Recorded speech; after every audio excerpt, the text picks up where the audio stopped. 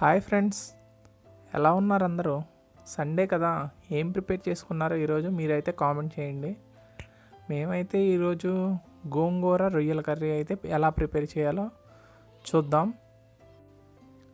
ముందుగా మనం పచ్చిమిరపకాయలని గోంగూరని ఒక బాండీలో అందులో ఉన్న మాయిశ్చర్ తేమ శాతం అంతా పోయే విధంగా మనమైతే ఫ్రై చేసుకుంటాం ఫ్రెండ్స్. సో ఈ విధంగా ఫ్రై చేసుకోవడం వల్ల గోంగూరలోని పచ్చివాసన అండ్ అందులో ఉండే వాటర్ కంటెంట్ అనేది ఎవాపరేట్ అయ్యి మనకు దగ్గర అయ్యేంత వరకు ఈ విధంగా కలుపుకొని ఉంచుకోవాలి ఫ్రెండ్స్.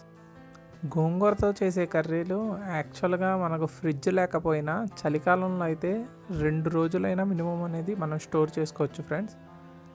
సో ఆంధ్రులకి గోంగూర అనేది చాలా స్పెషల్. సో బాగా ఈ గోంగూరలో మనం ఏవైనా నాన్ వెజ్ కర్రీస్ కానీ పప్పు కానీ అలా వెజ్వి అన్నీ మనం చేసుకోవచ్చు ఫ్రెండ్స్. సో చూసారుగా మా గోంగూర అయితే బాగా కుక్ అయిన తర్వాత ఉప్పేసి పప్పు గుత్తితో మనమైతే స్మాష్ చేసుకుంటాం ఫ్రెండ్స్ దగ్గరగా. కొంతమంది దీన్ని మిక్సీలో కూడా వేస్తారు. సో మిక్సీలో కన్నా ఇలాగా మనం హ్యాండ్తో స్మాష్ చేసుకుంటే చాలా బాగా వస్తుంది, మీకు కర్రీ కూడా చాలా బాగుంటుంది. సో గోంగూర రొయ్యలు అన్నాం, ఓన్లీ గోంగూరే చూపిస్తున్నామని అనుకోకండి. రొయ్యలు ఎలా కలపాలనేది ఇది ప్రీ మిక్సింగ్ ప్లాన్ అది.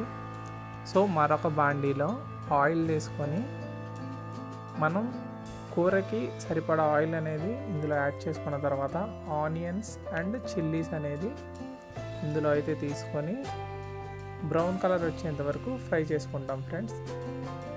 సో ఇలాగా ఇంకో బాండీలో అనేది మనం చేస్తాము. సో ఆ గోంగూర అనేది పక్కన పెట్టుకుంటాం ఫ్రెండ్స్. సో ఈ విధంగా మనకు ఈ ఆనియన్స్ అనేది ఫ్రై అవుతున్నప్పుడు మనం పసుపునైతే యాడ్ చేసుకుంటాం ఫ్రెండ్స్. ఇప్పుడు మనం పసుపు, మనం ఉప్పు కూడా చూసి తగినంత యాడ్ చేసుకోవచ్చు ఫ్రెండ్స్ ఈ ఆనియన్స్లో త్వరగా మగ్గడానికి. సో ఇప్పుడైతే మన స్టార్ ఐటమ్ రొయ్యలను అయితే ఇందులో యాడ్ చేస్తున్నాం ఫ్రెండ్స్. సో మేము ఈ రొయ్యల్ని క్లీన్ చేసి అట్ ది సేమ్ టైం ఫ్రెష్గా మంచిగా చేసిన తర్వాత ఇందులో వేస్తున్నాం ఫ్రెండ్స్. సో దీంతోపాటు అల్లం వెల్లుల్లి పేస్ట్ కూడా ఇందులోనే యాడ్ చేసాం. సో ఈ యాడ్ చేసి ఈ రొయ్యల్లో ఉన్న వాటర్ అనేది సపరేట్ అయ్యి ఎగిరిపోయి మళ్ళీ ఆయిల్ అనేది పైకి వచ్చేంత వరకు దీన్ని అయితే మనం ఫ్రై చేసుకుంటాం ఫ్రెండ్స్ ఈ రొయ్యల్ని. సో ఇది కొంచెం time taking process. So minimum ఒక 10 to 15 మినిట్స్లో మనకు రొయ్యల్లో ఉన్న వాటర్ అంతా సపరేట్ అయ్యి ఆ నీసు వాసన అనేది పోతుంది.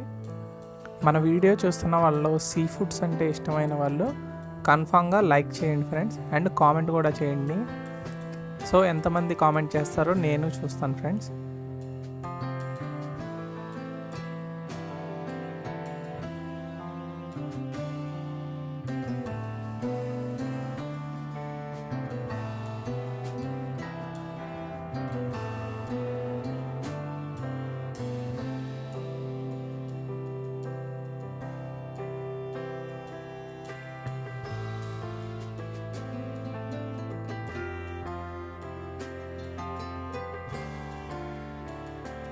చూసారు కదండి, చాలాసేపు తర్వాత మన రొయ్యలు అయితే ఆయిల్ అనేది సపరేట్ అయిపోయి అందులో ఉన్న నీసు వాసన అయితే పోయింది. ఇప్పుడు మనం అయితే సాల్ట్ అనేది యాడ్ చేసుకుంటాం.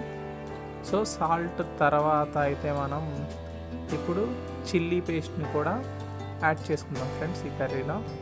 సో కర్రీ అనేది రెడ్డిష్గా అండ్ స్పైసీగా ఉండాలంటే చిల్లీ యాడ్ చేయాలిగా.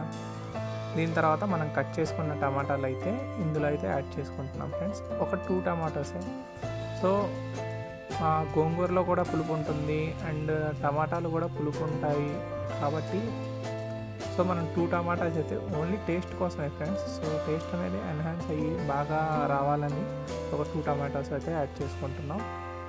సో ఈ విధంగా అయితే మాకు చూసారు కదా కలర్ఫుల్గా చాలా బాగా వచ్చింది కదా ఫ్రెండ్స్ కర్రీ అయితే మాత్రం.